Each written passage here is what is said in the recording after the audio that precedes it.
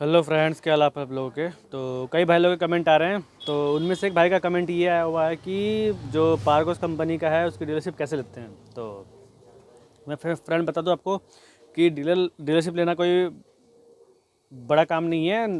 वो कोई भी आसानी से ले सकता है, कोई दिक्कत नहीं है। बस उसके पास बजट होना ज़रूरी है और ग्राहक होना ज़रूरी है, सेल होना ज़रूरी है। क्योंकि जो डीलरशिप होती है हमें माल क्वांटिटी पे उठाना पड़ता है और क्वांटिटी के लिए पेमेंट चाहिए होती है। और प्लस अब पे माल हम उठा रहे हैं तो उसके लिए हमें सेल चाहिए होते हैं, ग्राहक चाहिए होते हैं, तभी हमारा काम चल पाएगा। बस और कोई बड़ी चीज़ नहीं है। आप डीलरशिप कोई भी किसी भी कंपनी का, आप किसी भी ब्रांड का आप ले सकते हैं बड़े ही आसानी से, कोई बड़ी चीज़ नहीं है। क्योंकि आजकल कंपनी की हालत है ख़राब कि किसी भी कंपनी का सेल जो है बहुत ही हद तक डाउन चल रहा है कि मार्केट उतनी दमदार है नहीं। पहले नई नई जब कोई भी चीज़ नई नई निकलती थी तो डिमांड हुआ करती थी, तो सेलिंग वगैरह अच्छे से होती थी। अब आजकल किसी भी कंपनी की जो है हालत बहुत ही ज़्यादा ख़राब हो रखी है। और जो है आप किसी भी कंपनी का आप आसानी से ले सकते हैं।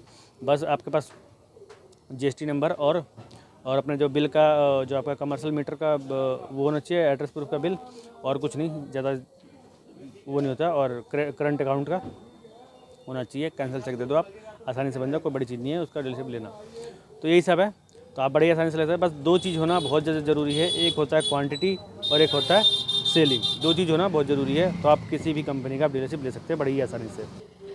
और इस चीज़ को आप काफ़ी टाइम तक आप कर सकते हैं, 4 साल, 5 साल, 10 साल, जिस टाइम पीरियड तक आप डीलरशिप लेना चाहे ले सकते हैं। और एक साथ अब आप 2-2, 3-3 कंपनी का भी डीलरशिप आप ले सकते हैं। बस आपके पास पेमेंट और सेल होनी चाहिए, ग्राहक होना चाहिए। तो आप आसानी से आप ये जो उनकी स्कीम होती है वो आप पूरी कर सकते हैं। क्योंकि वो जो डीलरशिप उन्हीं को देते हैं जो क्वांटिटी वगैरह, जो सेल वगैरह पूरे तरीके से दे सकें, और जो उनकी जो स्कीम वगैरह है वो पूरी कर सके। क्योंकि कंपनी जो है स्कीम वगैरह देती है लाखों के टर्नओवर माल के सेल पर वो स्कीम वगैरह होता है। तो आप उन स्कीम को पूरा करने के लिए आप सेल देना ज़रूरी है। और प्लस पेमेंट होता है, पेमेंट आप रूटीन वाइज भी दे सकते हैं, या फिर स्टार्टिंग में आपसे पेमेंट चेक से पहले लेंगे, उसके बाद आप रूटीन वाइज ले सकते हैं, कोई दिक्कत नहीं।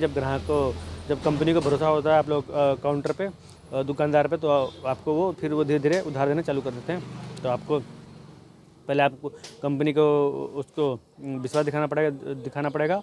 और आपसे पहले 2-3 चेक ले लेंगे और धीरे धीरे आपको वो सामान देते रहेंगे। फिर आप रूटीन में आप आ सकते हैं।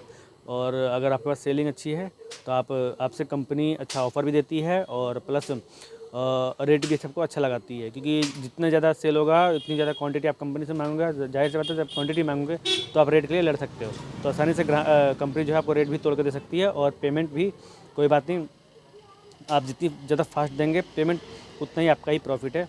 और आप इस चीज़ को मेंटेन रखें तो जो आपका काम धंधा है जो नॉर्मली जो चलता रहेगा। तो यही सब है।